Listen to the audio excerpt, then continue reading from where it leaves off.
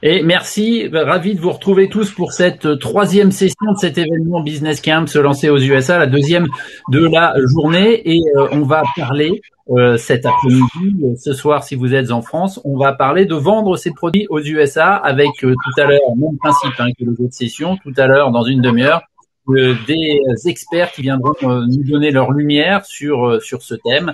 Et puis après ça, une table ronde, vous pourrez interagir directement avec eux, leur poser vos questions. Mais avant ça, on a l'honneur et le privilège de recevoir Bernard Rébier, qui est le patron de Fermob. Fermob, si vous ne connaissez pas le nom, vous connaissez les produits. Ce sont des meubles de jardin en fer, en métal, avec voilà la chaise magnifique. Et il se trouve que Bernard Rébier et Fermob, ils sont présents aux États-Unis depuis un paquet d'années.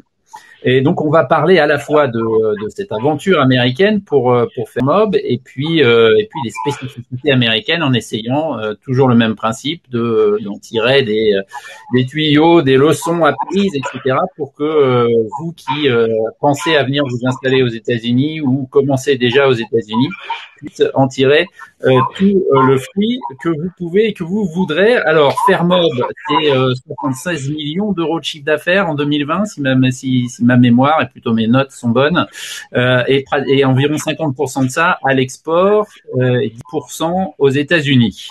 Donc évidemment, gros marché aux États-Unis. Je voudrais juste commencer, Bernard, par vous demander finalement qu'est-ce qui, ces 30 dernières années, c'est difficile de résumer 30 ans en 2 minutes, de nous dresser un peu le parcours. Comment vous y êtes pris quand vous avez commencé aux États-Unis il y a 30 ans? Quel a été le fil conducteur peut-être que vous avez suivi? Alors, bonjour ou bonsoir à tout le monde. On ne s'est pas pris spécifiquement, on ne s'est pas intéressé spécifiquement aux États-Unis, mais je voudrais vous raconter une anecdote. Je reprends donc, il y a un peu plus de 30 ans, un atelier artisanal, après un parcours dans des entreprises beaucoup plus grandes. Donc, cette reprise surprend mes amis et camarades. Et cet atelier artisanal à 10 personnes, je les réunis et je leur dis, nous sommes une entreprise mondiale. Évidemment, ils se disent, on est tombé sur un malade, ça va être grave. Voilà. C'est une des meilleures choses que j'ai fait dans la mesure où j'ai décomplexé l'ensemble de l'entreprise vis-à-vis de l'international. Et dès les débuts, nos bases produits étaient en français, en anglais et en allemand. La deuxième chose que je fais ce qu'on appelle du benchmark. À l'époque, le mot ne devait pas exister. Et je regarde ce que font deux de mes confrères leaders dans mon secteur. Lynn Roset, dans le domaine de l'immobilier, vous connaissez peut-être, une boîte qui n'existe plus malheureusement, Meuble Grange. Et je m'aperçois que ces deux-là font 70% à l'international et que leurs deux premiers marchés sont Allemagne ou États-Unis, États-Unis ou Allemagne. Et donc là, je me dis, je ne vais pas dépenser d'argent dans des études et tout, je vais faire comme ceux qui savent, comme les grands, je ne vais rien réinventer. Et donc je dis, voilà pourquoi je veux aller aux États-Unis, parce que pour moi, il est vital d'exporter. Mon marché national sur mes petites séries est trop étroit. Donc, si je veux avoir une dimension industrielle, amortir mes produits et tout, il faut que j'exporte. Et donc, naturellement, je fais comme les deux grands. Je commence par Allemagne et États-Unis. Voilà le top départ de mon histoire américaine.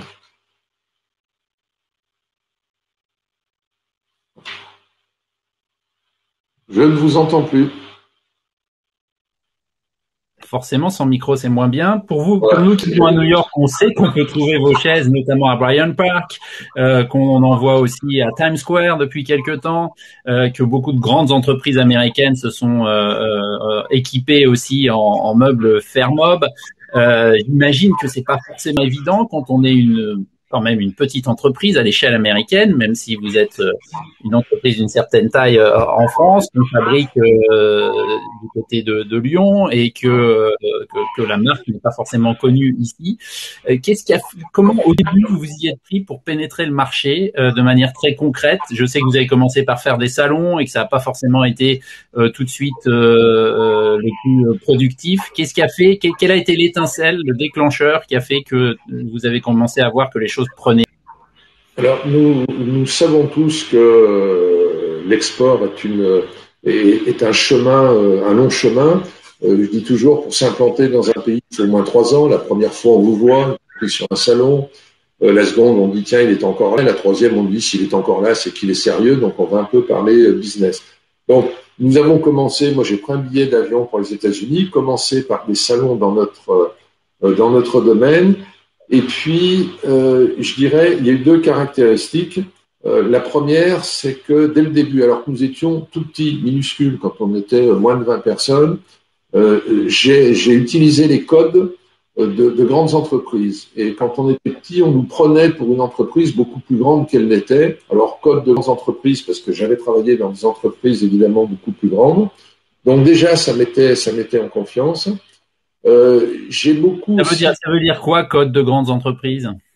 Bon, d'abord, alors à l'époque lointaine, le fait d'avoir évidemment des présentations qui étaient, alors à l'époque c'était pas sur ordi, c'était je sais pas quoi, des argumentaires papier plastifié, je me souviens même pas, mais qui étaient en anglais, avoir vos prix en dollars, enfin tous les basiques que l'on connaît tous.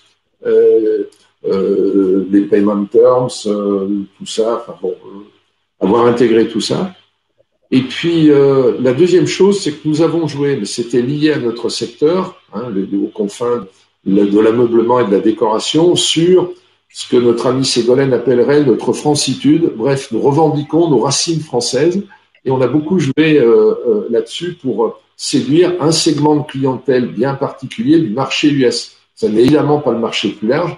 Moi, j'avais été voir les plus grandes entreprises de meubles aux États-Unis, en Caroline du Nord, et puis j'avais vite compris que notre type de mobilier ne correspondait pas aux standards. Donc, on a décidé d'attaquer sur une niche très spéciale. Et là, j'ai eu ensuite, troisième élément, deux coups de chance.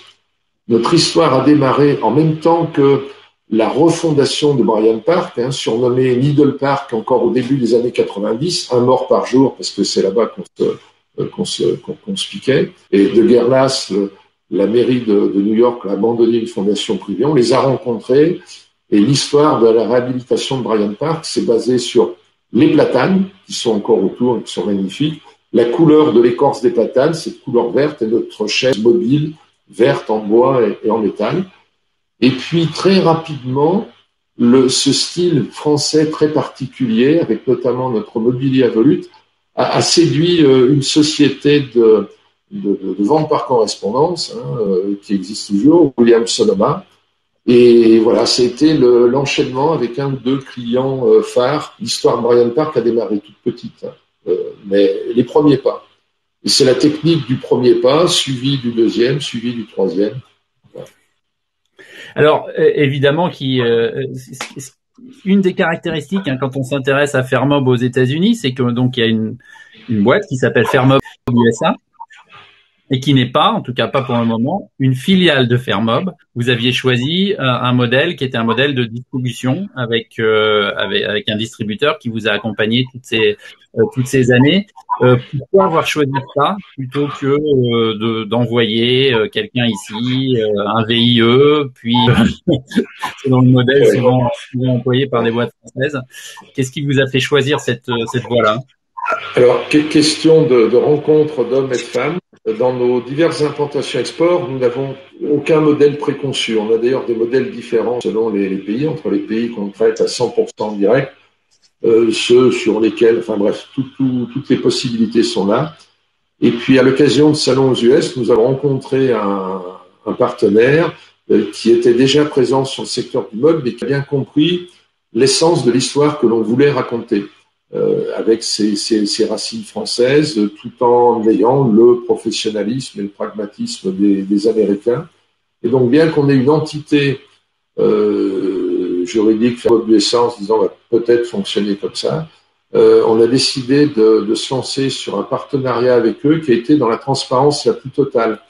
C'est-à-dire que nous travaillons avec ce partenaire qui, à la fois, peut être un stockiste, peut être un importateur, ou peut être aussi jouer le rôle d'agent selon la typologie de client. Et cette construction qui peut paraître un peu baroque ne peut fonctionner que si elle est dans la transparence de tous les contacts commerciaux et tarifaires la plus totale. Et comme notre histoire dure depuis 20 ans et qu'elle a permis de bien nous développer, je dirais qu'à titre de témoignage, ce genre d'histoire peut fonctionner. Je l'imposerai pas comme recette à tout le monde.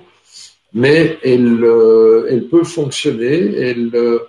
On a beaucoup joué sur le mix culturel français et américain, y compris dans nos approches après auprès de grands comptes, en allant voir en tant que patron mon partenaire américain et moi-même à ses côtés des grands comptes comme Starbucks.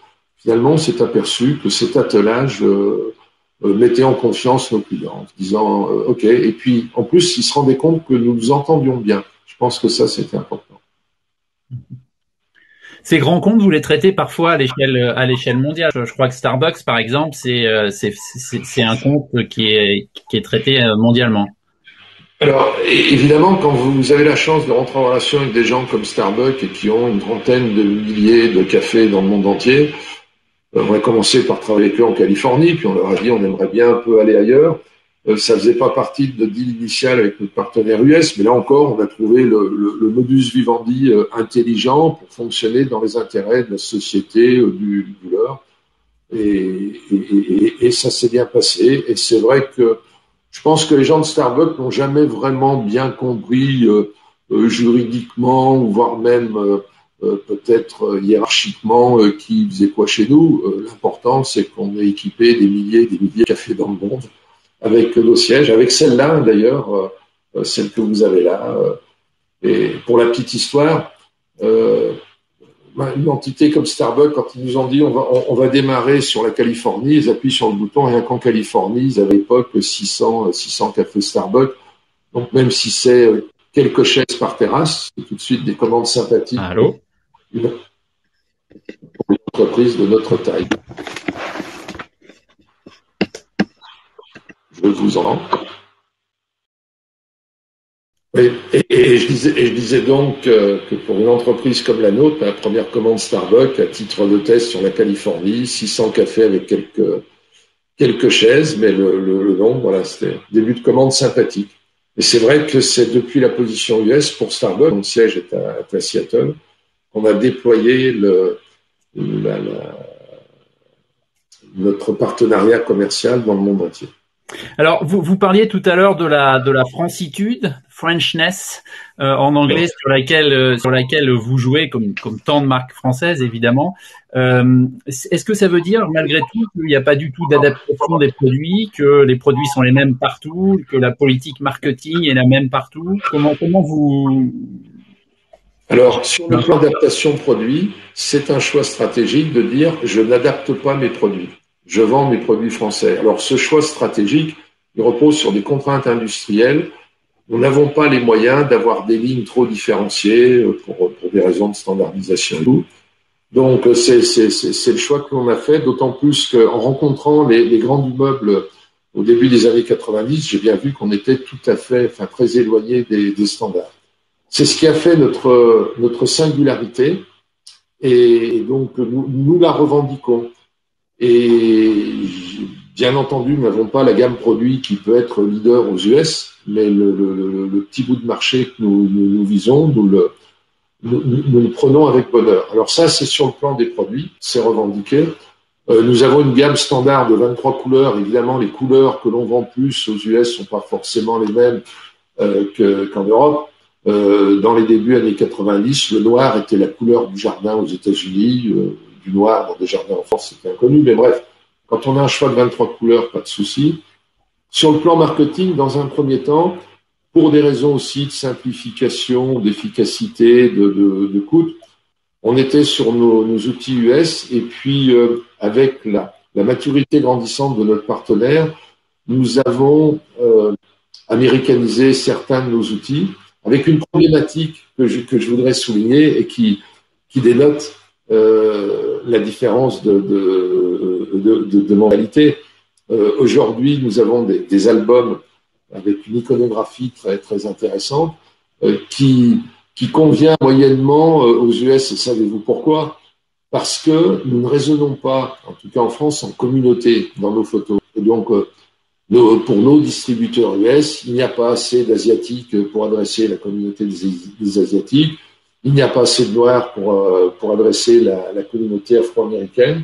Et c'est vrai que l'adaptation, elle vient maintenant avec des photos qui qui correspondent aux populations des États-Unis, c'est-à-dire que le béret de fonction et la baguette de fonction, là, non, on n'a pas pu aller jusque-là.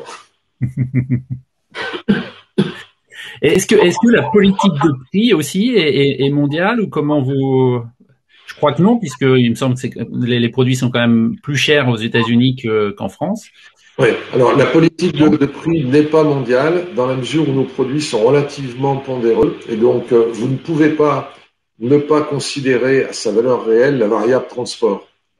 Et donc il est évident que le coût du transport suffisamment significatif. Donc on n'a pas une politique de prix mondiale. Pour les grands comptes, on arrive à la gérer, mais je dirais en plus quand on discute de grands comptes, après il est évident qu'un patron de la logistique sait très bien que les coûts d'approche seront différents sur Asie, Japon, etc. et tout.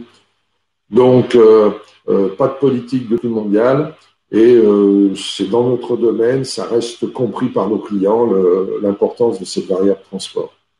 Quelle est la part pour le marché américain chez vous entre le B2B, c'est-à-dire à la fois les grands comptes, les restaurants, les cafés, etc., et puis le particulier? Alors, 50-50. Donc, la réponse est facile. Ouais. Mais, nous voulons. Alors, les références les plus emblématiques sont évidemment sur la partie hospitality et contract professionnel. Elle a été supérieure, donc elle a pu varier au gré des années. Mais c'est évidemment sur ce plan-là que nous voulons continuer à nous développer et que nous avons porté de gros efforts commerciaux. Donc, c'est une part qui devrait, la part des professionnels de l'accueil et de l'hôtellerie, devrait se renforcer. Tout récemment, les ventes Internet auprès du particulier là, ont été en croissance, mais à terme, on sera sans doute sur quelque chose plutôt proche de 70-30 ou 75-25 en faveur du B2B et des professionnels de l'accueil. Et ça, c'est une particularité américaine pour vous ou c'est une stratégie mondiale? Non, c'est une particularité américaine. Sur un pays à l'échelle des États-Unis, adresser des revendeurs qui vendent aux particuliers sur un territoire aussi vaste, il y a des coûts d'approche, y compris sur le plan commercial, qui sont importants. C'est l'ampleur du territoire. On préfère travailler sur des commandes hôtellerie ou parcs, etc., avec des montants moyens de commandes qui sont plus élevés, avec éventuellement des réseaux qui sont déjà organisés sur l'ensemble du territoire US. Et puis, les circonstances font aussi que nous avons eu d'excellentes références. Vous parlez de Bryant Park, mais nous avons équipé un certain nombre de parcs ou de sièges d'entreprises. Vous avez cité les GAFAM, mais aussi opérationnels au siège de Coca-Cola, Atlanta, etc. Donc, on va continuer à capitaliser sur ces très belles références qui ont acheté un peu ce style français. Et puis, dans les références, il ne faut pas que j'oublie, nous avons eu la chance d'équiper les jardins de Harvard. Après, on a fait Stanford, Yale. Donc, nous avons acquis une bonne réputation de mobilier d'esprit français auprès de cette frange de clientèle. Alors en France, vous arrivez, c'est un des miracles de Fermob de ces 30 dernières années, c'est que vous arrivez à la fois à incarner une tradition française très forte, tout en en faisant travailler des designers, en ayant une créativité sans cesse renouvelée, etc., etc. Est-ce que cette dualité, ces deux choses en même temps, finalement, est-ce que vous arrivez à le faire aussi aux États-Unis, où là, on est quand même dans un truc où les gens veulent acheter de la France, et vous parliez baguettes et bérets, mais on est dans de la tradition pure et dure. Alors, il est vrai que la part des produits d'inspiration traditionnelle est plus forte aux États-Unis qu'en France ou que dans d'autres pays, mais nous sommes pugnaces et un certain nombre de nos créations plus contemporaines on va continuer à les pousser et j'ai bon espoir qu'il y ait une sorte de rééquilibrage qui se fasse à terme. Nous avons notamment en ce moment en cours une collaboration avec un groupe américain qui incorpore des équipes design et donc on va essayer de s'appuyer là-dessus pour démontrer que des designs d'inspiration contemporaine chez Fairmob peuvent aussi s'imposer dans la durée. Et puis quelque part, tant mieux qu'on soit que sur les produits traditionnels, ça veut dire qu'on a encore à gratter, à se développer avec les produits d'inspiration contemporaine. Est-ce que le cross-marketing, comme certaines marques françaises, beaucoup de marques françaises le font avec des marques américaines, parfois pour justement pour pouvoir bénéficier de l'exposition du partenaire en question, est-ce que c'est des choses que vous avez explorées, de co-créer avec d'autres marques Non, non, on l'a exploré, timidement en France ou en Europe, mais on utilise ça très peu et ça fait pas partie de nos plans. Sur le marché des professionnels de l'hôtellerie et de l'accueil, nous, ce qui nous intéresse, c'est la communauté des architectes, des designers, des paysagistes. Donc, ce sont des petites communautés qu'on travaille très spécifiquement. On va les travailler à travers des conférences auxquelles on va associer nos designers. Moi, je préside un organisme en France qui est une interface entre design et l'industrie française de l'ameublement. Donc, à partir de ça, quand on fait une expo à ICFF à New York sur des prototypes de design, voilà, ça correspond plus à ce qu'on est. Donc, par rapport à votre question, non, ça n'est pas à l'ordre du jour pour le moment à court terme. Alors ces derniers mois, ces 14 derniers mois, il s'est passé une petite chose qui s'appelle la Covid et évidemment, alors comme d'autres, vous avez pris un certain choc au tout début, mais contrairement à d'autres, vous avez eu la chance d'être dans le secteur de l'ameublement de maisons dans lesquelles on sait en France et ailleurs les gens ont dépensé beaucoup d'argent et en plus, en particulier ici, faire du meuble d'extérieur à un moment où les restaurants et les bars se sont mis à faire des terrasses à tour de bras. Est-ce que quel impact finalement a eu tout ça pour vous aux États-Unis et puis peut-être aussi ailleurs, mais non, alors, de manière globale, voilà, il s'est passé ce que vous avez décrit. Du coup, notre saison qui se termine, nous compte au mois de juillet. L'an dernier, j'allais dire, à la mi-août, on s'était retrouvé étal par rapport à l'année précédente. Il y a eu un effet sidération et puis quelques problématiques, mais après, il y a eu un beau rattrapage. Je signale à nos amis français que on avait noté une différence d'ailleurs entre l'attitude de nos partenaires étrangers qui souvent nous disaient continuez à travailler, à nous livrer, on fera ce qu'il faut. Et quand même un certain nombre, en France, l'état d'esprit, grâce au fabuleux système de soutien qu'on a, était plutôt de dire wait and see, on attend un peu, alors que à l'étranger, c'était le cas en Allemagne et aux États-Unis, nos deux premiers marchés forts, on ne s'est jamais retrouvé en négatif. En Allemagne, alors que les magasins ont fermé comme en France, je n'ai toujours pas compris pourquoi notre chiffre n'avait jamais baissé un peu. En France, il a baissé, il s'est rattrapé. L'Allemagne, il n'a jamais baissé. Aux États-Unis, on a quasiment jamais eu de baisse. Alors d'abord, vous savez mieux que moi, pour ceux qui sont sur le territoire américain, l'épidémie, elle n'est pas aussi homogène. Tout le monde n'a pas été frappé en même temps. Et puis on a été impacté par quelques phénomènes. Transport, mais aussi disponibilité des truck drivers qui faisaient que nos conteneurs étaient là-bas, mais un peu de mal à les dispatcher sur le marché US. Mais globalement, nous faisons partie des secteurs, comme vous le soulignez, qui passent avec soulagement ce cas.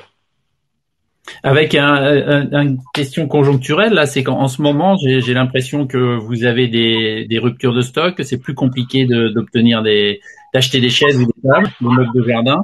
C'est dû à quoi? Est-ce que c'est parce que justement vous aviez diminué la capacité de production avant ou?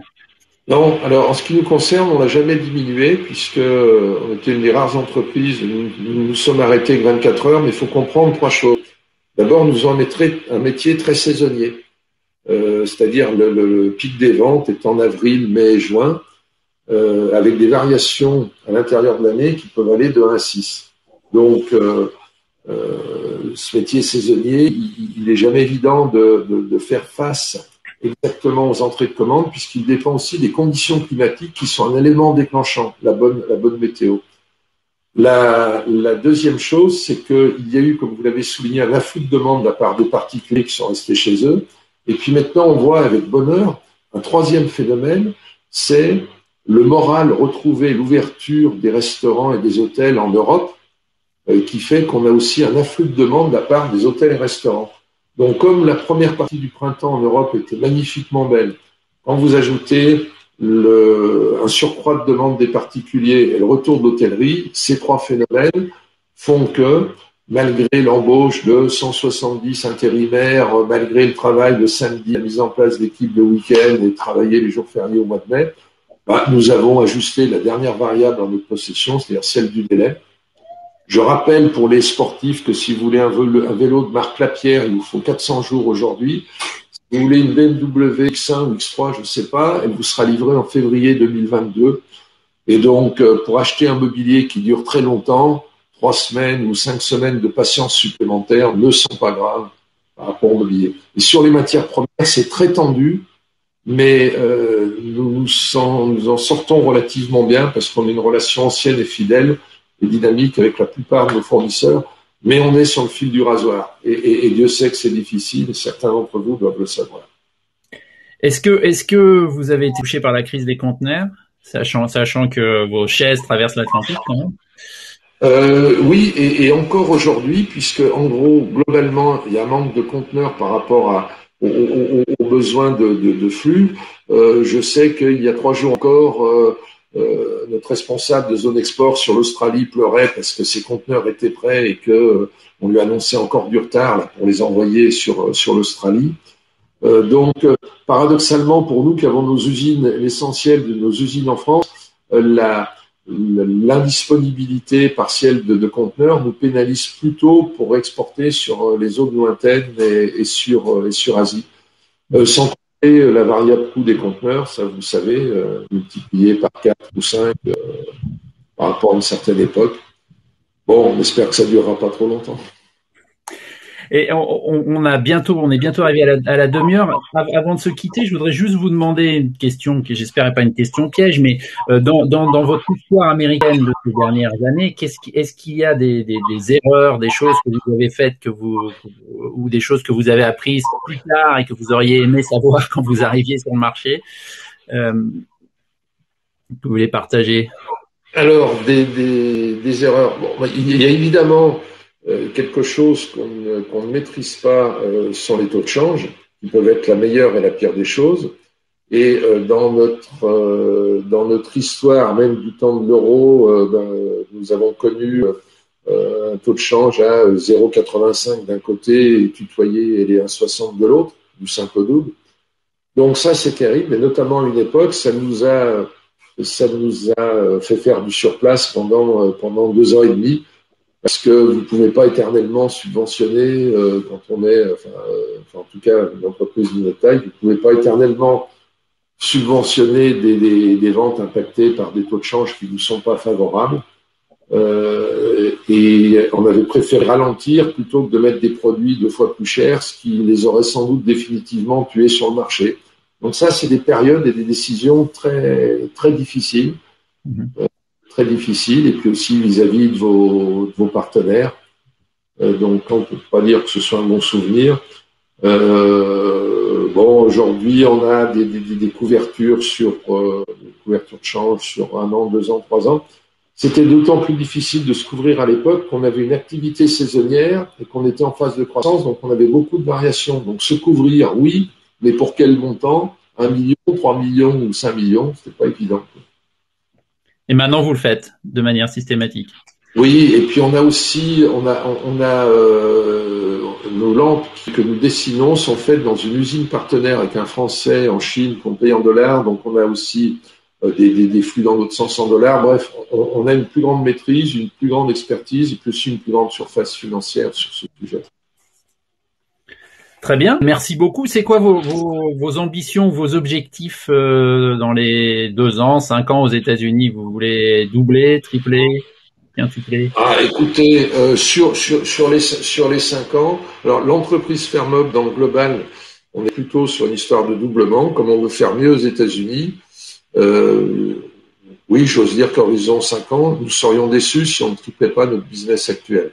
Alors, ça peut manquer d'humilité, mais je dis ça avec il faut à la fois de l'ambition, mais aussi, je le dis avec toute l'humilité que nous partageons tous dans le business, notamment international. Et voilà, les événements récents nous ont appris qu'il fallait garder une grande humilité. Formidable. Ben, merci beaucoup pour tout ça, Bernard. Merci d'avoir partagé votre expérience américaine avec nous tous. Bon courage, bonne chance. À bientôt à New York, j'espère. Et vous pouvez rester avec nous parce que si vous voulez, il y a donc les experts qui parlent et puis table ronde après, networking. Donc si ça vous intéresse d'écouter et de partager en petits groupes, vous êtes évidemment le bienvenu, mais je sais que vous êtes occupé. À très bientôt en tout cas. Merci beaucoup. Bonsoir, bien volontiers. Je vais rester un petit peu avec vous, mais vous savez que j'ai d'autres obligations. Mais en tout cas, merci d'avoir pris le temps en tout cas. Merci Bernard. On va retrouver tout de suite Sophia. Et voilà la chaise. Sophia qui va venir avec moi et qui va animer la suite. Bonjour à tous. Je crois que c'est Bernard qui doit couper sa caméra et son micro de son côté. Et on va voilà. Bonjour à tous, je suis Sophia de French Morning. Donc merci d'être là pour cette 3e session du Business Camp. Merci à Emmanuel, merci à Bernard Rébier pour cette 2e partie. En fait, je vais faire monter 3 experts sur scène, un panel d'experts avec lesquels on va entrer un peu plus en détail sur la partie technique de cette session qui est donc dédiée à la vente de produits aux États-Unis. On va parler notamment de canaux d'approvisionnement, on va parler d'automatisation, on va parler fiscalité avec la sales tax, donc plein de sujets très intéressants, très concrets. Donc en premier lieu, je vais donner la parole à Sébastien Villon, qui est dirigeant de Brand and Business Incubator, qui est une entreprise basée à Chicago, qui offre une plateforme complète de services de gestion de filiales à coût partagé. Donc Sébastien qui va prendre la parole dans quelques instants. Ensuite, on parlera avec Olivier Avet. Olivier qui est président directeur général de Lenet Technologies, des solutions sur mesure pour répondre aux besoins informatiques des entreprises francophones aux États-Unis et dont le but est d'allier la quintessence du service client à l'américaine au savoir-faire technologique français. Donc ça, ce sera avec Olivier pour la 2e partie. Et enfin, je donnerai le micro à Andrew Massa, qui est associé de Massa Consulting Group, une société de conseil et d'expertise comptable au service de clients internationaux, que ce soit aux États-Unis, au Canada et au Mexique.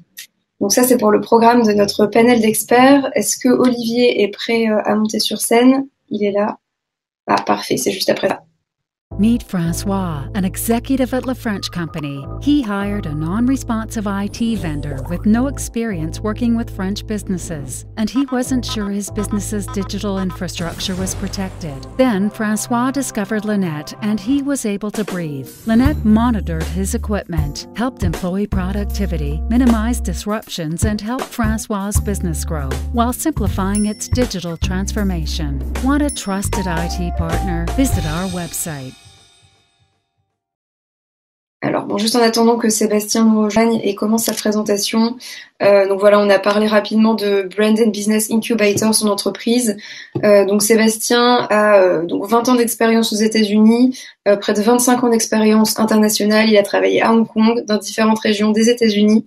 Voilà, et Brand and Business Incubator, une entreprise qui vous propose une plateforme complète de services de gestion de filiales, dont il nous parlera tout de suite puisqu'il est arrivé. Bonjour Sébastien. Bonjour, désolé, vous m'entendez? Aucun souci, on vous entend très bien. Ok, j'essaie de faire un partage d'écran, mais je suis pas sûr que ça marche.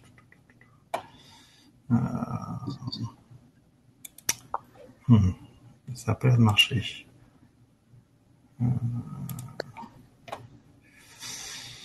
Voilà, Julien va s'en occuper, parfait. Désolé.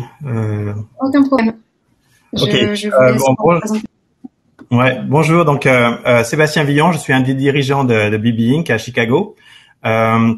Cette présentation sera assez rapide pour, je pense que on va pouvoir parler plus dans les détails dans les sessions de table ronde. Mais donc il y a quelques points à voir avec sur le marché de la distribution aux États-Unis. D'une part, la distribution aux États-Unis est en plein bouleversement. Il y a une révolution du marché du numérique. Donc, vous avez vu, j'imagine, vous voyez de plus en plus de marchés, de marketplace aux États-Unis, la prolifération des sites marchands en ligne, ce qui implique une décroissance des points de vente physiques. ces points de vente physiques qui sont en décroissance accélérée avec le Covid depuis un an, engendre un bouleversement des comportements d'achat. Donc, des personnes qui étaient réticentes à travailler et à acheter en ligne, maintenant depuis un an, vous voyez de plus en plus que ces personnes sont de plus en plus confortables, travailler en ligne, travailler depuis chez elles, et ces mutations font que va avoir un impact sur les modes de livraison. Donc sur ce graphe-là qui est en ligne, vous voyez que depuis 10 ans, en 10 ans, depuis 2009 jusqu'à 2019, on a cru de 10 points de part de marché du commerce en ligne. Et en un an, avec le Covid depuis un an, on a fait une croissance en un an égale aux croissances des 10 dernières années. Cette croissance ne va pas revenir en arrière. On est à l'heure actuelle, ce qui était prévu d'arriver en 2025. Donc les comportements ont changé et vont continuer à changer. Donc, si on passe au slide suivant, le marché des États-Unis, qui était jusqu'à maintenant le schéma traditionnel, était qu'un fabricant passait par un distributeur qui allait ensuite, ce distributeur, travailler avec des détaillants ou travailler avec le consommateur final. Maintenant, on a un schéma qui se change. Le fabricant a moyen d'avoir un accès direct au consommateur final par des sites de vente en ligne, va continuer à travailler avec des détaillants. Souvent, ces détaillants vont vouloir travailler directement avec le fabricant et court-circuiter les grossistes et les distributeurs. Et on voit également l'avènement de marchés en ligne comme Amazon, Walmart, qui vont avoir cet accès directement avec le consommateur final. Donc ça, c'est pour le marché B2C au consommateur final. Et si on passe au slide suivant, le marché B2B également est en pleine révolution. Ce comportement d'achat du consommateur final, qui est de plus en plus à l'aise à travailler et à acheter en ligne, va mettre ces nouveaux comportements, va le transporter dans le monde du business. Et de plus en plus maintenant, les entrepreneurs et les entreprises veulent travailler directement avec leurs fabricants et leurs fournisseurs en ligne. Et on voit cette évolution sur ce graphe. Ça, c'est des projections qui vont, donc le marché du B2B va se changer, va passer de 6 milliards de dollars 600 milliards de dollars à 900 milliards de dollars, et ce comportement va encore complètement s'accélérer. Et donc, il faut que les entreprises soient prêtes à travailler avec le consommateur final, mais également avec leurs partenaires détaillants en ligne. Si on passe au slide suivant, donc ces bouleversements de comportement vont engendrer des opportunités. Donc ces opportunités, pour accéder à ces opportunités, il faut suivre quelques grands principes. Bernard Rébier, parlait d'être comment utiliser les codes américains, comment paraître plus grand qu'on ne l'est. Et ça, c'est quelque chose qui est très important et plus facile maintenant que ça ne l'était avant, quand vous deviez partir et passer par des distributeurs. Maintenant, vu que le plus gros de votre présence en ligne est avec le plus gros de votre présence aux États-Unis est une présence en ligne, vous pouvez paraître plus gros que vous ne l'êtes, même si vous êtes une PME. Vous pouvez travailler à égalité avec des gros groupes. Donc pour répondre à ces besoins, il faut avoir non seulement un site et un stock localisé, donc il faut pouvoir parler aux consommateurs américains en anglais américain plutôt qu'en anglais british, par exemple. Il faut avoir des paiements locaux, des moyens de paiement locaux. Bernard Rébier parlait des taux de change, des problèmes de taux de change possibles. Il faut donc pouvoir accepter des paiements en dollars américains, soit avec un compte en banque américain, ou si vous recevez vos paiements sur un compte français, forcément vous allez devoir supporter les effets de taux de change. Donc il faut prendre ça en compte. Il faut avoir des moyens de livraison locaux à part d'un stock local, un marketing local également. Il faut simuler une présence locale. même si vous n'avez pas de filiale, vous pouvez avoir un stock local, recevoir des paiements locaux, avoir un service marketing local, un service de comptabilité local et bien sûr pouvoir être à l'écoute de votre client avec un service client qui va écouter vos clients. Donc, comment appliquer donc si on passe au slide suivant, pour mettre en pratique ces différents points, il faut donc pouvoir vendre en ligne sur différents canaux de distribution. Donc, que ce soit avec votre site internet pour accéder au consommateur final, un site internet qui peut être un site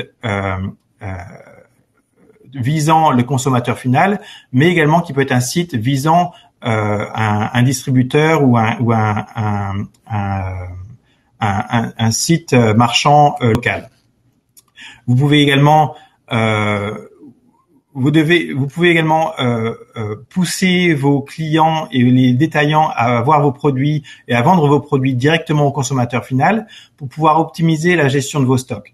Par exemple, si vous avez un produit qui se décline en plusieurs couleurs, comme Fairmob par exemple, vous pouvez avoir mettons peut-être une seule version ou quelques versions de ce produit en magasin, et si le consommateur final veut avoir une version différente, vous pouvez livrer, si vous avez un stock localisé aux États-Unis, vous pouvez livrer le consommateur final en quelques jours avec les produits de la couleur, de la version qu'ils veulent, même s'ils n'ont pas vu cette version chez le marchand. Enfin, il faut donc pour pouvoir faire cette chose-là, il faut avoir un partenaire logistique local et solide, bien sûr. Et vous devez pouvoir pour pouvoir augmenter les ventes sur les différentes marketplaces. Vous pouvez ouvrir les différentes marketplaces, que ce soit Amazon par exemple, et vous pouvez avoir des sites marchands qui sont focalisés sur votre marché, que ça peut être Wayfair, Macy's. Donc il y a plusieurs sites marchands qui vont se spécialiser dans différentes industries que vous pouvez targeter. Donc si on passe au slide suivant, donc un des buts d'être multicanal aux États-Unis, c'est que vous allez pouvoir avoir plusieurs sources d'approvisionnement, que ce soit votre usine en Europe, ça peut être un fournisseur qui vient des produits qui viennent d'Asie. Vous pouvez avoir différents entrepôts externalisés et tous ces biens vont pouvoir arriver à cette base logistique américaine. Et de cette base logistique américaine, vous allez pouvoir rayonner sur vos différents places de marché ou consommateurs final, e-commerce, retail, etc. Donc l'essentiel, c'est d'avoir un noyau dur aux États-Unis qui peut être soit votre filiale, soit un prestataire de service qui va pouvoir dispatcher vos produits sur les États-Unis. Enfin, donc le dernier slide, vous allez pour avoir pour être efficace aux États-Unis, il faut avoir un partenaire efficace logistique. Donc, si vous avez les moyens d'avoir votre propre filiale, vos propres bureaux, c'est un investissement qui paye, mais qui est un investissement à long terme et qui demande de gros moyens financiers. L'avantage maintenant d'avoir ces marketplaces et d'avoir cette présence en ligne, c'est, comme je le disais auparavant, vous pouvez donner l'impression à votre client et à votre distributeur local que vous êtes plus gros en fait que vous ne l'êtes. Donc, vous pouvez donc soit vous avez vos produits ou vous avez un partenaire local qui pourrait répondre à la prestation de commande. Donc le jour même, le client américain qui attendait les livraisons qui étaient acceptables, attend une semaine, 2 semaines, il y a 10, 15 ans. Maintenant, avec Amazon, le client américain attend à pouvoir recevoir les produits en 24, 48 heures. Il faut avoir une expédition rapide et localisée. Donc encore une fois, avoir un stock proche de votre marché américain. Si votre marché est uniquement sur la côte est, bon, ça vaut le coup d'avoir un marché et un prestataire sur la côte est uniquement. Si votre marché est globalisé, côte est, côte ouest et un peu de partout aux États-Unis, là c'est important d'avoir un prestataire géographiquement assez centralisé qui va pouvoir répondre à vos besoins. Il faut également pouvoir optimiser les processus. Donc, cette optimisation passe par des liens EDI avec les différentes plateformes. Ces liens EDI vont permettre à vos différentes plateformes d'avoir une vision réelle de vos inventaires à l'instant T, plutôt que d'avoir à bloquer un stock chez un distributeur ou chez un client qui ne pourra pas être visible d'un autre distributeur, d'un autre client, d'avoir une base logistique centralisée où tous les clients ont accès à tout votre stock. Ça vous permet de diminuer votre stock général. Enfin, il faut pouvoir gérer le retour. Ça, c'est quelque chose qui est très important aux États-Unis. Le client final, de plus en plus, a l'habitude d'acheter des produits et de pouvoir les retourner très facilement. C'est encore plus d'actualité pour tout ce qui est mode, par exemple, les chaussures, l'habillement, où les clients très facilement vont acheter trois paires de chaussures de différentes tailles. Une taille un peu, peut-être la taille qui pense être la leur, la taille d'au-dessus, la taille en dessous, et ils vont recevoir les trois produits, prendre le produit qui leur plaît et retourner les autres produits en disant, de toute façon, ça me coûte rien. Donc il faut avoir un prestataire ou vous-même qui puissiez être à l'écoute de ces retours de clients et pouvoir les gérer. Et enfin, pouvoir gérer toutes ces différentes places de marché. Donc, ça implique un entretien constant de ces places de marché, pouvoir remettre les stocks à jour, pouvoir être en phase avec ces études de marché et pouvoir avoir un marketing local qui va pouvoir y accéder. Donc voilà, donc c'est vraiment un aperçu très très rapide du marché américain. On peut, si vous avez des questions plus focalisées, bien sûr, vous pouvez me rejoindre sur les tables rondes après la présentation. Merci. Exactement. Merci beaucoup, Sébastien. Donc, on l'a pas précisé, c'est vrai, mais on prendra les questions pendant les tables rondes. Vous aurez tous l'occasion d'aller parler aux différents panélistes, aux différents experts et poser toutes vos questions à ce moment-là. Donc voilà, n'hésitez pas à les noter sur une petite feuille et on répondra à tout ça plus tard. Merci Sébastien, je vais passer le micro à Olivier. Bonjour Olivier. Tout le monde. Bonjour Sophia. Bonjour. Alors je vais présenter mon écran et je pense que ça va marcher. Parfait. On est bien. Nickel. Ok. D'abord, je vais commencer par remercier French Mornings pour avoir mis cet événement en place, qui est un très bon événement et qui est vraiment nécessaire avec les spécificités du marché américain. Ma présentation va durer 15 minutes à peu près. Je démarre un timer et ça va aller assez vite, donc restez accrochés. On va parler de technologie. Donc c'est pas toujours le sujet le plus intéressant ou le plus excitant, je voudrais dire. C'est très intéressant, mais pas toujours le plus excitant. Je vais essayer de le rendre assez simple et de partir vraiment sur un côté graphique assez rapidement. Je parle français avec des mots américains. Excuse my French. Ça fait 15 ans que je suis aux États-Unis et parfois on mélange les deux langues. Ok, l'agenda. On va parler d'abord des minimums requis pour vendre ses produits aux États-Unis. Ensuite, on va voir les spécificités de l'écosystème américain et comment ça marche pour vendre. Après, un peu comme Sébastien l'a déjà montré, on va prendre les différentes avenues, mais en prenant le côté un peu plus EDI et piping derrière de comment on fait marcher tout ça de façon technologique. On aura un schéma qui va apparaître avec comment c'est fait habituellement. Et on va de ce schéma partir sur les différents problèmes qui se présentent parce que tout le monde grossit un peu de la même façon. Et ensuite, on va voir comment automatiser tout ça, ce qui est vraiment le but du jeu pour vraiment arriver à grossir et pas être impacté par ces opérations pour pouvoir faire ses ventes, ce qui serait triste quand même. Le minimum requis. Alors, Sébastien a dit qu'il fallait un moyen de paiement. Moi, j'ai commencé par il faut un système d'email. Et aujourd'hui, il n'y a pas vraiment le choix, c'est Office 365 ou Google Workspace. Reprenez le même système que vous avez en France, si c'est un de ces deux-là, et vous posez pas de questions. Voilà. Ensuite, pour le site internet, il y a pas mal de choix différents. On a la question assez souvent de quelle plateforme il faut utiliser. Elles sont toutes, je pourrais vous donner les spécificités, on peut en reparler, il y a plein d'articles qui présentent, je vais pas rentrer trop dans le détail. Sachez que PrestaShop est vraiment le système français, pas trop connu aux États-Unis, donc souvent les gens viennent et veulent installer PrestaShop, ça marche bien, mais c'est vraiment un système plus français qu'américain. Shopify a le gros du marché, et Magento c'est plutôt pour des gens qui ont déjà des reins assez solides et qui prennent une boîte qui connaît bien Magento. Il faut vraiment, c'est un système compliqué, il faut vraiment bien le maîtriser. Et ensuite, il faut avoir des stocks. Deux façons de le faire, ou alors utiliser un third-party logistique qui s'appelle 3PL aux US, c'est-à-dire on met son stock, comme Sébastien l'avait expliqué aussi, dans une warehouse qui fait tout le fulfillment pour la compagnie, ou alors on fait sa propre warehouse. Les deux systèmes sont valides avec des plus et des moins en fonction de ce qu'on utilise. L'écosystème américain au niveau des logiciels, qu'est-ce qui est utilisé sur les US pour faire sa comptabilité?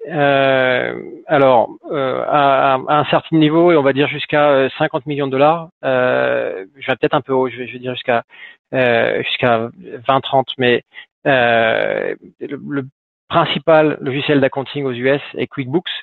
Je crois qu'on est à 89% des business qui l'utilisent. En ce moment, il faut pas partir sur d'autres choses. Il y a deux versions, QuickBooks. Il y a beaucoup de versions, mais il y a vraiment une version online, toute simple, et une version installée serveur ou desktop, qui a un peu plus de fonctions, et encore aujourd'hui avec plusieurs flavors pro, enterprise. Vous pourrez trouver celle qui vous convient bien en fonction de ce que vous avez comme requirement. CRM important. On voit des boîtes françaises qui viennent en utilisant le logiciel français qu'ils ont utilisé parce que la région leur a donné gratuite, des choses comme ça. Aujourd'hui, il y a tellement de possibilités de faire du tracking, de faire des choses puissantes dans des CRM. Prenez un logiciel de choix. Salesforce ou HubSpot sont des choix sûrs et qui marcheront pour du long terme. Ensuite, en fonction de ce que vous utilisez aussi, au headquarter en France, vous pouvez faire votre accounting directement dans votre ERP. On voit souvent du SageIM qui arrive de X3, Sage X3 qui était un rachat d'une boîte française. Donc il y a beaucoup de compagnies qui sont sur Sage. On voit du Cegid aussi beaucoup sur les US. Je parle des boîtes françaises, hein, sur Cegid. Et après NetSuite, Oracle, SAP, les classiques. Ok. Les différentes avenues de vente. On a des trading partners. Donc on va définir un peu les termes là. Les trading partners sont les gros retailers, Walmart, Target. On a parlé, Bernard parlait tout à l'heure de Williams-Sonoma. On disait que c'est son premier trading partner qui l'a aidé à vraiment grossir. Beaucoup de luxury retail vont chez Williams-Sonoma, qui sont assez faciles à accepter de faire de l'EDI. Comment ça marche avec les trading partners? Vous allez toquer à la porte, vous allez voir Walmart, Target, ils vont vous dire est-ce que vous pouvez vous setup en EDI? Vous leur répondez oui parce que ça peut se faire assez facilement. Et voilà. Et ensuite vous installez le système et vous commencez à mettre les produits sur leur site et c'est parti. Des boutiques. Avec ce qui s'est passé la dernière an et demi, il y a eu un crash des boutiques, mais c'est en train de repartir. On a des ouvertures de boutiques avec pas mal de grandes marques en ce moment. Website B2B et B2C, souvent séparés en deux. Amazon, qui devient de plus en plus important pour la majorité des gens qui vendent sur les US, et les systèmes call center où juste attraper les orders par des gens qui appellent. Voilà. Ça, c'est un peu pour mettre le décor en place. Et maintenant, on va commencer à le mettre de façon graphique. Donc, on met nos trading partners, nos boutiques, notre e-commerce, notre Amazon, les manual orders. Ça veut dire que vous allez avoir tout, mais c'est les grandes avenues pour aller vendre ces produits aux US. Et maintenant, on va aller rajouter nos logiciels. Donc voilà, on a différentes avenues on a envie de vendre. On a notre stock chez le 3PL, on a un CRM qui nous permet d'aller voir, d'aller chercher des prospects, travailler, d'aller chercher les prochains. Maintenant, on a notre système d'accounting. Comment, et on a aussi ou pas, en fonction de votre setup, un headquarter en France avec des rapprovisionnements. Souvent, on a du design en France, de la production en France ou dans d'autres pays comme la Chine souvent. Et donc, il faut réapprovisionner les produits au fur et à mesure. Et qu'est-ce qu'on voit?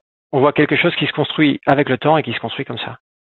Des petites intégrations qui ont été faites entre la warehouse et les trading partners, le e-commerce et la warehouse, l'accounting, un peu dans tous les sens, et pas très organisé, et construit au fil du temps par différentes entités. Donc on se retrouve avec des un peu box qui font du travail. Je vais pas citer des noms, hein, j'ai tellement d'exemples, mais je vais pas citer de noms.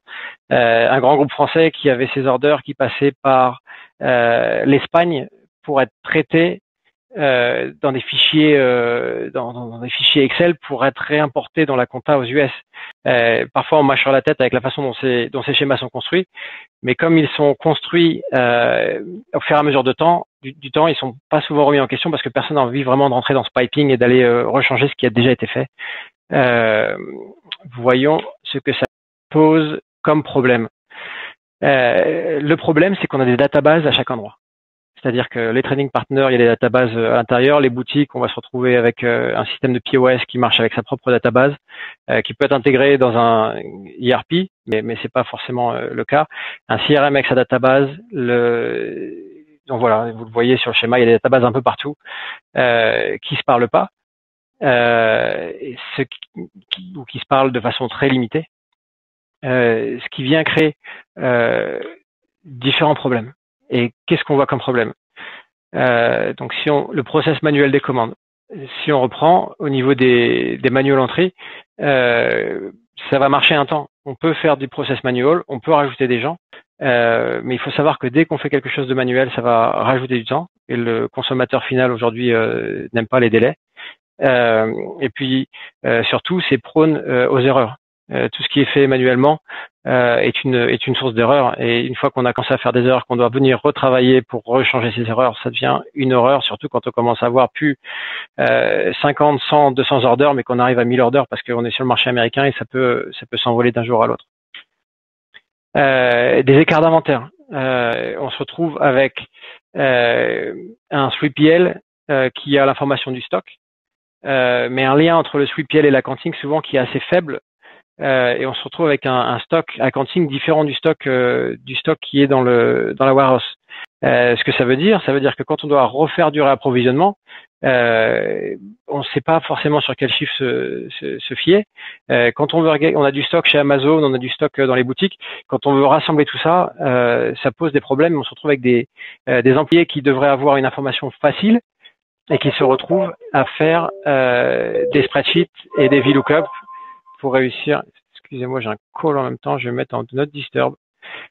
Donc voilà, on se retrouve avec des schémas qui deviennent compliqués, et je suis de retour avec vous. Des écarts d'inventaire, voilà. Des difficultés de trouver son inventaire, c'est quand même assez triste en 2021 d'avoir des problèmes pour savoir où est son inventaire. Reorder issue, on vient de l'aborder. À quel moment doit-on faire des reorders et combien? Il y a moyen de mettre de l'intelligence de ce côté-là en fonction des ventes, en fonction de ce qui se passe, et ça peut être automatisé. On peut venir refaire les orders vers la France en automatique, ou vers la Chine, ou juste avec des PO automatiques en schedulant. Problème de KPIs, avec des issues, de réussir à avoir pour le management des chiffres valides sans avoir à recalculer et à refaire ces calculs toutes les semaines ou tous les mois de la même façon. Une petite plug pour Andrew qui va passer derrière, ça crée des problèmes de sales tax aussi, parce qu'on se retrouve avec des systèmes différents qui parlent pas.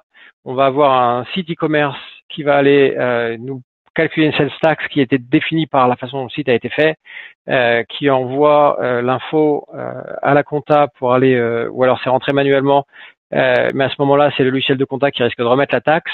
C'est shippé, on se retrouve avec des sales tax différentes, avec avec des problèmes existentiels pour aller recalculer ces sales tax, alors que ça ne devrait pas. Il y a des moyens simples. Andrew vous expliquera comment. Comment automatiser tout ça? Comment faire en sorte qu'on puisse monter en puissance sans venir se poser des problèmes en ayant un contrôle de ce qui se passe? ce que je recommande, c'est d'avoir un chef d'orchestre au milieu, plutôt que d'avoir des intégrations de différents endroits qui vont être avec différentes boîtes qui ont fait différentes intégrations, qui se retrouvent à pas pouvoir être modifiées ou changées, on va dire presque à la volée, parce qu'on a besoin de réactivité aujourd'hui, on a besoin de systèmes qui sont flexibles avec des changements rapides. Voilà, donc et on est une boîte d'IT, le net à la base. Moi j'ai commencé la boîte il y a à peu près 15 ans et voilà, depuis 5 ans, parce qu'on n'avait pas trouvé sur le marché un logiciel qui faisait bien, on a développé Ideally, qui permet de faire ce chef d'orchestre qui vient attraper tous les orders et les formater de la même façon pour les donner au 3PL, pour les donner à la cantine, pour synchroniser avec le CRM et refaire les orders. Donc voilà, on processe aujourd'hui près de 100 millions de dollars par an dans Ideally.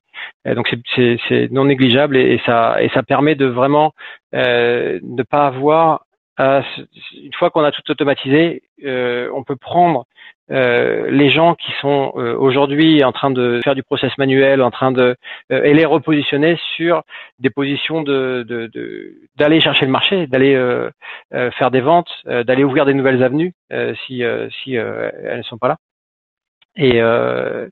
Et voilà. Merci. J'ai tenu en 14 minutes. Je suis assez fier de moi. C'est parfait. Merci beaucoup, Olivier. C'était très intéressant. C'est vrai qu'il y a beaucoup d'informations et on a vraiment un bon overview. Ouais. On a eu un peu de franglais, c'est vrai, mais c'est bien avec le personnage. Un grand merci. J'en profite pour remercier Olivier. Olivier, c'est Le Net et Le Net, c'est un de nos sponsors pour cet événement. Donc un grand merci à Le Net, sans qui tout ça ne serait pas possible. Bonne chance, Andrew, et on se retrouve aux tables rondes. Et je donne le micro à Andrew de Masset Consulting Group. Merci Sophia. Bonjour tout le monde et merci de cet accueil. Bon, nous voilà un an plus tard à refaire une présentation avec French Morning. Un an, c'était plus sur des sujets de Payroll Protection Program avec la pandémie Covid. Je suis content de pouvoir présenter quelque chose qui soit un peu plus excitant et dynamique que de savoir comment sauver les meubles, qui était le sujet des conférences de l'an dernier. Donc, je vais passer à ma présentation rapidement. Voilà, share screen. Et voilà. Donc, Sophia, dis-moi si vous ne voyez pas mon écran. C'est parfait, c'est bon. Ok, parfait. Donc, en fait, le titre, comme vous le voyez, c'est e-commerce aux États-Unis et de savoir quels seront les impacts sales tax si vous en aurez. Je dirais que au-delà du e-commerce, la sales tax, c'est vraiment tout commerce, toute vente qui sont taxables, même non taxables, sont sujettes aux réglementations e-commerce. Alors, cette taxe n'est pas compliquée en soi, mais le sujet reste assez complexe. Donc, je vais présenter, je vois que mes slides ne passent. Est-ce que mes slides passent? Parce que j'ai l'impression qu'elles ne passent pas. Alors là, pour le moment, on est toujours sur le premier. Et voilà, donc j'ai un petit souci technique. Je vais devoir relancer, excusez-moi. Bon, je vais... Pas de souci. Je vais devoir faire une petite manip. Pas de problème. Merci. Les aléas du direct. Et ça arrive comme ça. Ouais, ok, donc ça, c'est bon, les planches passent. Okay, quand donc je vais réessayer et si ça ne passe pas, peut-être que Julien pourra passer les planches à ma place. Oui. Donc je fais un deuxième essai. Et on va faire ceci. Donc, nous en étions ici. La présentation. Voilà, je pense que c'est bon. Donc, l'agenda en 15 minutes, maintenant 12 minutes. Je vais tenter de donner un vernis sur le sujet. On va aborder d'abord le contexte réglementaire. On va aussi se poser la question de savoir si vous êtes concerné par la sales tax. Et en dernier lieu, on va aborder les aspects pratiques des déclarations de sales tax qui va recouper un peu ce qu'Olivier disait sur les aspects multicanal, omnicanal, comment aligner la pratique sales tax avec votre stratégie digitale. Voilà, c'est bon. Donc avant de commencer, j'aime bien, pour souligner la complexité, j'aime bien montrer cette planche pour vous situer un peu dans le contexte américain. On est sur un pays sur le plan économique, mais comme vous le voyez, on est sur 50 États différents, donc 50 juridictions différentes, chaque État ayant sa propre fiscalité, donc 51 administrations fiscales en tout, si on compte le fisc américain. Tout confondu, ça représente plus de 12 000 déclarations fiscales. Chaque État, chaque comté, chaque municipalité se réserve le droit d'une fiscalité propre et unique à son territoire. C'est pas compliqué, mais comme je dis, c'est complexe. Donc, parlons du contexte un peu réglementaire. Vous voyez en bas une photo d'un ticket de caisse. Vous voyez cette petite taxe qui vient se greffer sur vos achats. Si vous êtes venu aux États-Unis, si vous avez fait des achats aux États-Unis, vous l'avez remarqué. En effet, aux États-Unis, toutes les ventes sont faites, tous les prix sont affichés hors taxe. Un sac à main à $2,000 à New York, lui, coûtera $2,177,50 suite à un taux de sales tax de 8,875%. À qui ces taxes sont-elles dues? Qu'est-ce que la sales tax d'abord? La sales tax, donc, c'est une taxe qui est appliquée sur la vente au consommateur final. Il n'y a pas de TVA aux États-Unis, il n'y a pas d'intermédiaire. La taxe, elle est levée vraiment sur la vente au consommateur final. Donc, quand on est dans un cadre B2B, par exemple, il n'y a pas de sales tax. On est exempté de collecter, de reverser cette sales tax et de demander des crédits, etc. En fait, la sales tax se limite vraiment à la vente au consommateur final. Cette taxe, elle est due à la municipalité et l'État où la vente est réalisée. Et c'est ensuite l'État qui recouvre la sales tax pour son compte, ainsi que pour compte des municipalités qui dépendent de lui. Et à noter, bien sûr, il n'y a pas de sales tax au niveau fédéral. C'est important à noter. Chaque État et chaque municipalité détermine à son tour quels produits et quels services sont taxables, ainsi que les taux à pratiquer. Ces taxes fluctuent aux États-Unis, selon l'État, en principe entre 5 et 10%. Par exemple, à New York City, je viens de le citer, mais le taux est de 8,875. C'est une compilation d'une taxe de l'État de New York de 4%, plus une taxe de la ville de 4,7%, plus 0,175, qui correspond à une taxe de la Metropolitan Tax Authority, donc les transports en public. À Miami, le taux est de 7%, Miami Beach, bien sûr. Et sur 12 000 juridictions différentes, il y a bien sûr un tas d'exceptions. À New York City encore, je reviens sur le sujet. Tous les vêtements qu'on peut acheter qui coûtent moins de $110 ne sont pas assujettis à la sales tax. Dès lors qu'un article vestimentaire dépasse $110, elle est sujette à la sales tax. En Illinois, l'alimentation n'est pas assujettie à la sales tax. Les produits le sont à 7%. Les compléments alimentaires tombent dans une catégorie intermédiaire taxée à 1%. Donc voilà, tout un tas d'exceptions. Et je pourrais vous en raconter des volumes, mais je vais m'arrêter là. Pour la collecte de la sales tax, chaque commerçant faisant des ventes taxables se trouve dans l'obligation d'appliquer la sales tax sur toute facture concernée et se transforme en percepteur pour le compte de l'État. Alors, bien que possible, à noter, il est rare aux US de voir des prix proposés en TTC. On les voit toujours en hors taxe, parce que selon si on achète un bien dans un État, une juridiction ou une autre, même d'une ville à l'autre, le montant changera. Donc, pour l'entreprise, il est plus facile de faire un suivi des ventes hors taxe et ensuite d'ajouter la sales tax dans un deuxième temps. Êtes-vous concerné? Eh oui, si vous avez présence physique, si vous avez Nexus, vous devez collecter la sales tax. Si vous faites des ventes et que vous avez Nexus, vous devez collecter la sales tax. Il y a deux types de Nexus. Il y a Nexus physique et économique. Alors le physique, c'est relativement classique. Comme le nom l'indique, ça correspond à présence d'effectifs, y compris bénévoles. Des inventaires, est-ce que vous avez des inventaires dans un état ou un autre? Est-ce que vous avez des bureaux? Est-ce que vous avez des boutiques?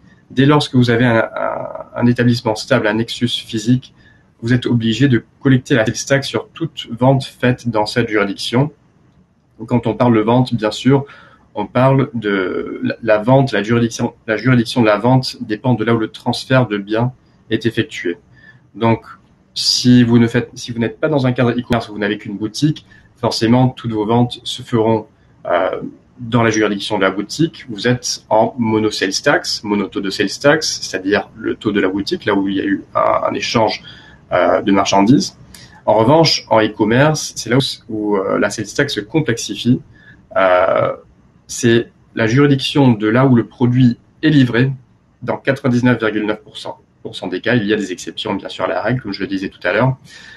Mais c'est a priori là où vous livrez le produit qui déterminera le taux de sales tax appliqué.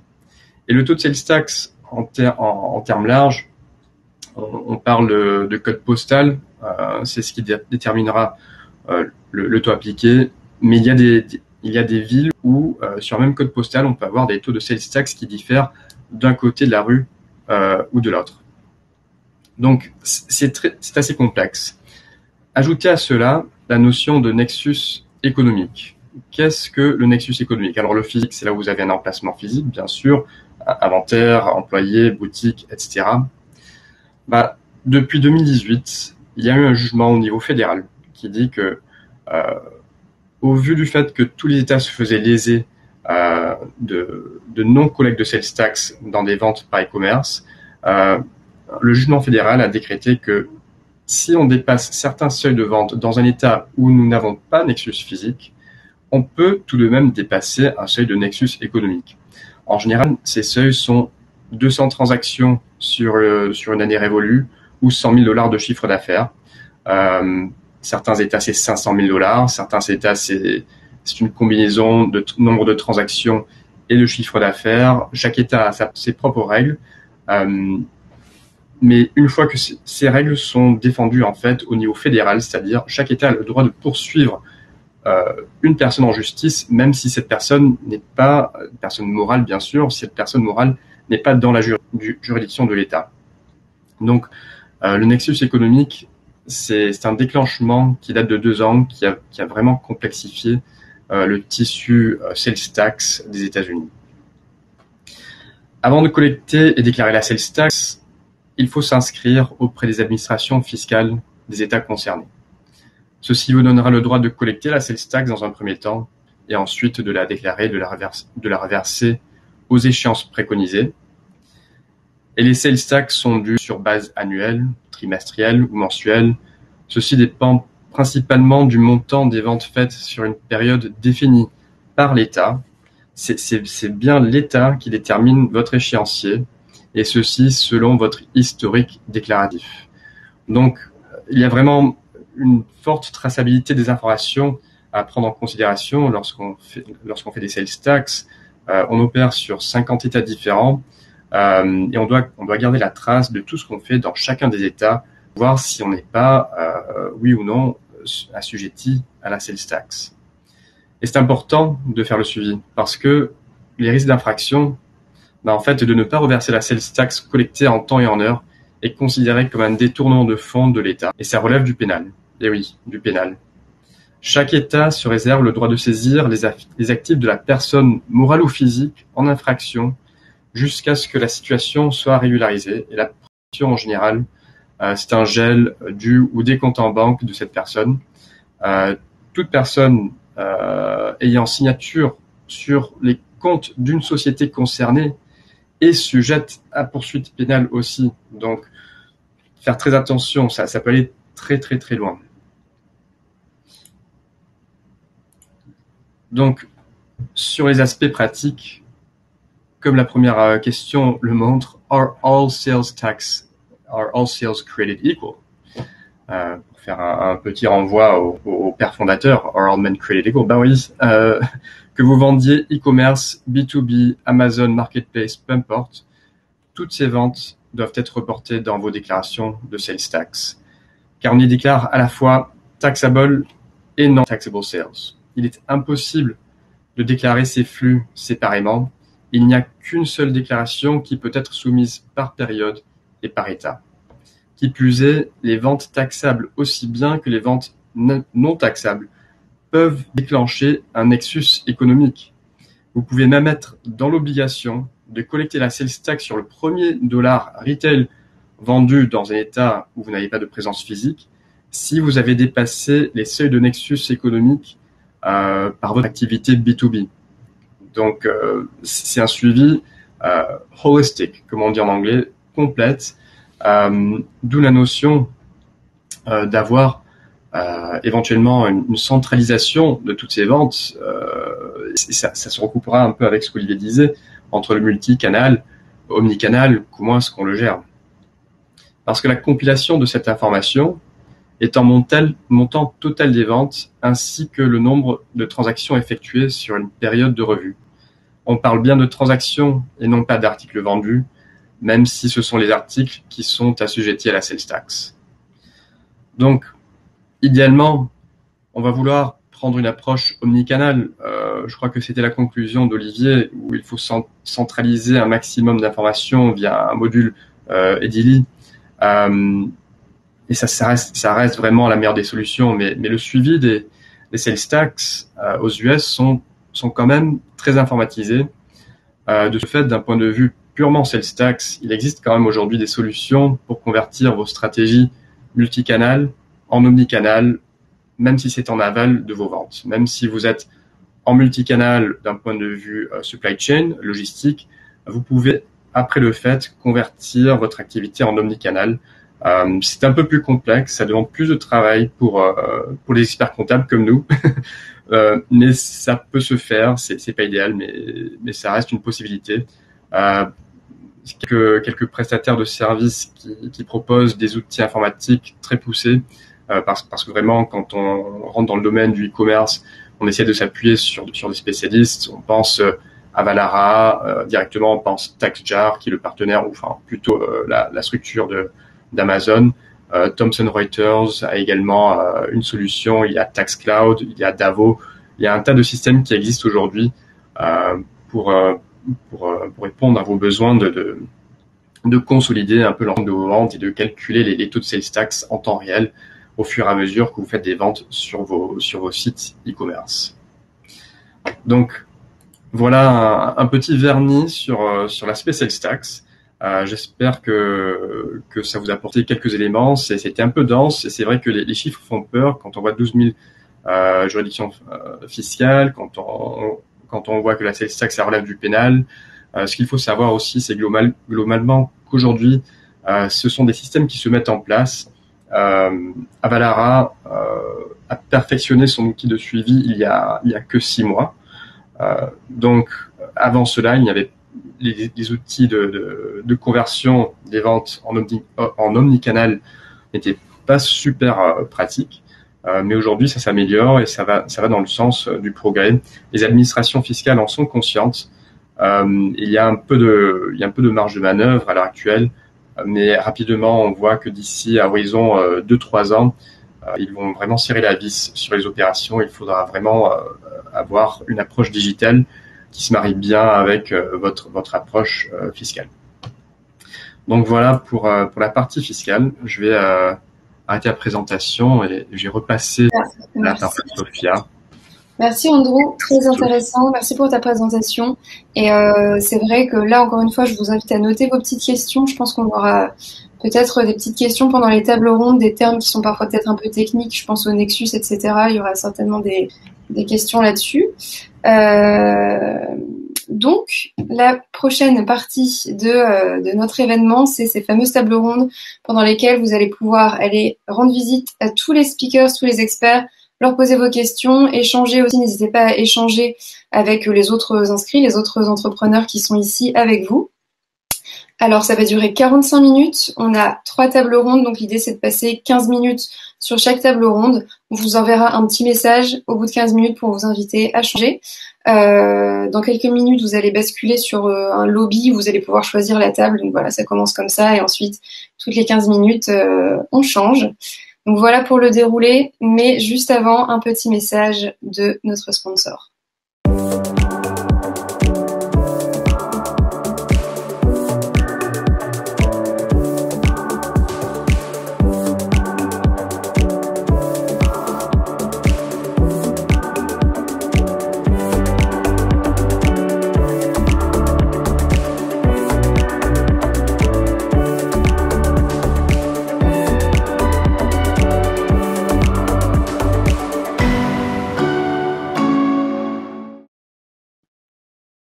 Voilà, merci à tous. Et maintenant, le lancement des tables rondes dans quelques secondes. Vous n'avez rien à faire, ça va vous rediriger automatiquement sur le lobby. Voilà.